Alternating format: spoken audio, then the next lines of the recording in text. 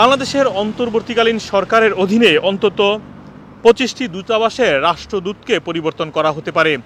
সেই তালিকায় রয়েছে যুক্তরাজ্য এবং এরই মধ্যে 7টি দেশের 7টি দূতাবাসের রাষ্ট্রদূতকে ডেকে পাঠানো হয়েছে।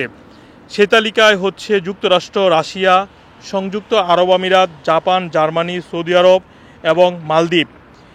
এসব দেশের রাষ্ট্রদূতকে এরই মধ্যে ডেকে পাঠানো হয়েছে এবং নতুন রাষ্ট্রদূত নিয়োগ দেওয়া হবে।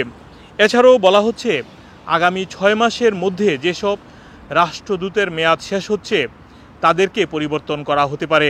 সেই তালিকায় যুক্তরাজ্যও রয়েছে। আপনারা জানেন যুক্তরাজ্য এবং আয়ারল্যান্ডের একজনই হাই কমিশনার রয়েছে এবং তালিকার মধ্যে যেটি বললাম আপনাদেরকে, ভারত, যুক্তরাজ্য, বেলজিয়াম, জাতিসংঘের স্থায়ী প্রতিনিধি, Australia, Portugal, Iraq, Sweden, Ethiopia এই কয়েকটি দেশসহ মোট 25টি দেশে রাষ্ট্রদূতকে পরিবর্তন করা হতে পারে।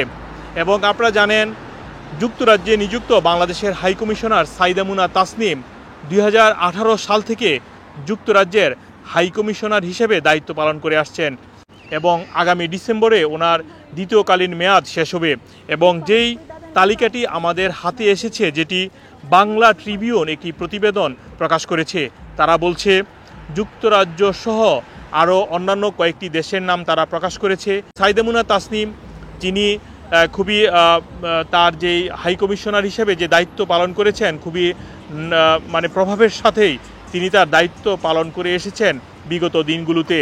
এবং অন্তর্বর্তীকালীন সরকার যখন ক্ষমতা নেওয়ার পর থেকে দাবি উঠেছে তার পদত্যাগের।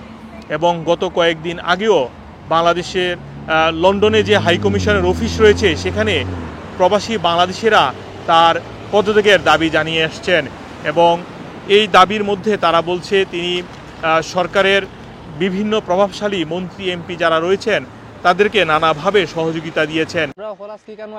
একটাও দাবি লইয়া এখানের যে অ্যাম্বাসিডর আছে তাই এখান থেকে পদত্যাগ করতা, আমরা আর কোনো দাবি নাই এখান থেকে তাই পদত্যাগ করতা। জেলা হাসিনা বাংলাদেশ সাইডা বাগছে সেই মোলা তাই ইখান সারিয়া যাই থাকি এখানে বর্তমানে আর কোনো কতদিন বাংলাদেশ জেলা নির্যাতিত হয়েছে, ওখানকার আর কোনো নির্যাতন হইতো না, ওখানকার আর কোনো দুর্নীতি হইতো না, ওখানকার আর কোনো স্বজনপ্রীতি হইতো না। আমরা এটা কোনো কিছু চাই না, আমরা নয়া করে চলতে শুরু করতাম চাই এবং সুন্দর করে আমরা সবটা পরিচালনা করতাম চাই। আমরা চাই এখন কোন নতুন করে এখন নতুন মানুষ হোক। তবে আমি যেটি বলছিলাম, সাইদা মুনা তাসনিম গত 6 বছর যুক্তরাজ্যে হাই কমিশনার হিসেবে দায়িত্ব পালন করেছেন। যদি পরিবর্তন হয়, নতুন কাকে নিয়ে আসা হবে সেই তালিকা এখনও প্রকাশ করেনি। মোহাম্মদ আব্দুল হান্নান, 2A নিউজ, যুক্তরাজ্য।